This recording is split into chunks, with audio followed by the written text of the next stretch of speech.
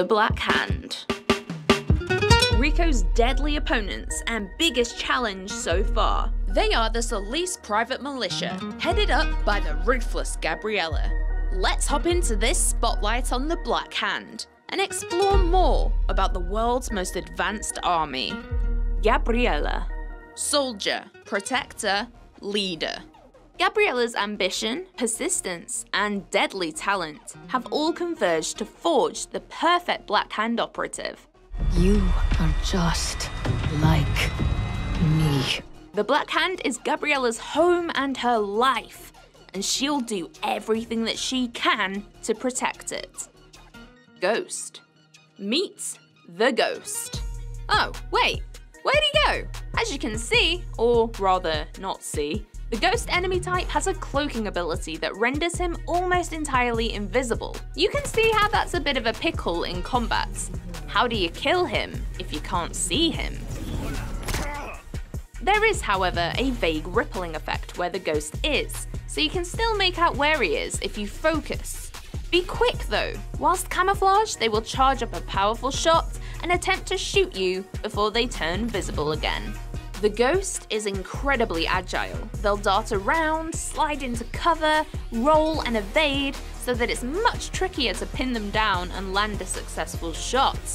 His purpose is to flush you out and force you to keep moving. And he does it well. Sniper. Utilizing laser sight, the sniper has pinpoint accuracy and can cause significant damage to Rico from far away. You'll instantly know when snipers are targeting Rico because a red laser will follow him around relentlessly. Tactically, if you whip into your wingsuit, they will have a much harder time tracking your movements. Titan. Titan by name, Titan by nature. Titans do not have weak points and can take a lot of damage thanks to their incredibly resilient armor. I fired 3 consecutive rockets right at him, and he still gets right back up.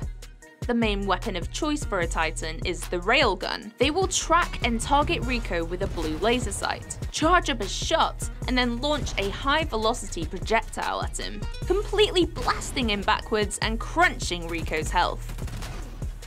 If your escape plan is to evade into the skies with your trusty parachute and wingsuit, think again.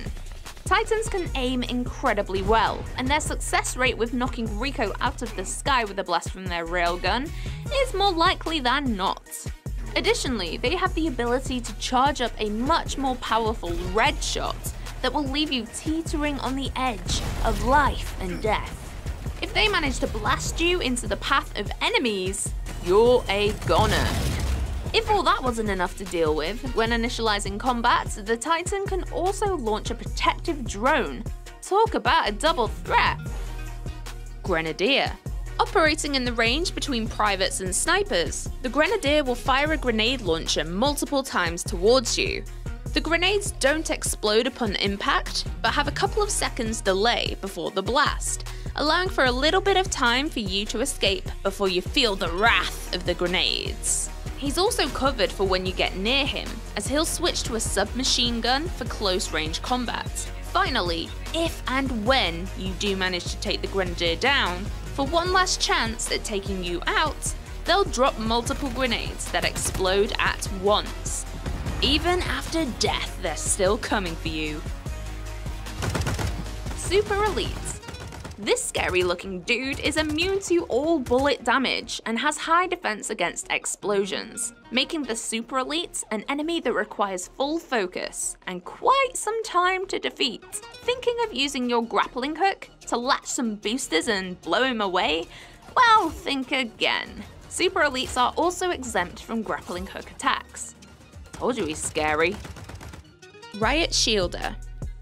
The Shielder is a predominantly defensive enemy that carries a large riot shield and is equipped with an SMG. Entirely unique to Just Cause, this foe can raise a shield in all angles, rather than only being able to block straight on.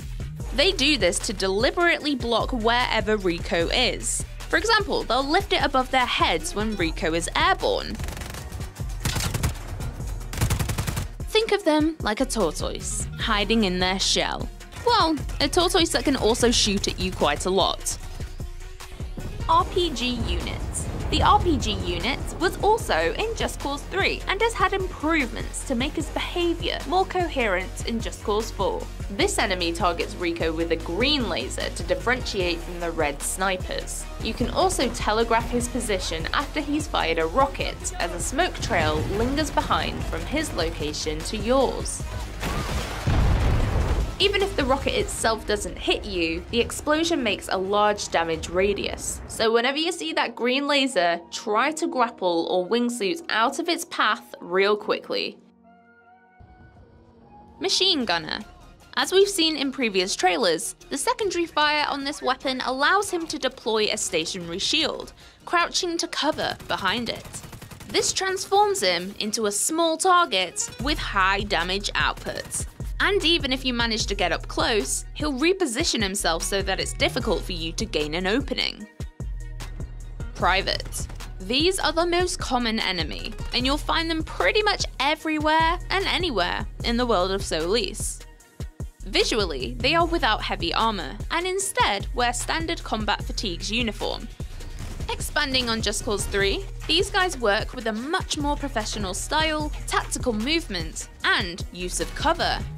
Privates are usually taking the wheel when escorting around their fellow soldiers, and they won't think twice about running Rico over, so watch out for when they're driving.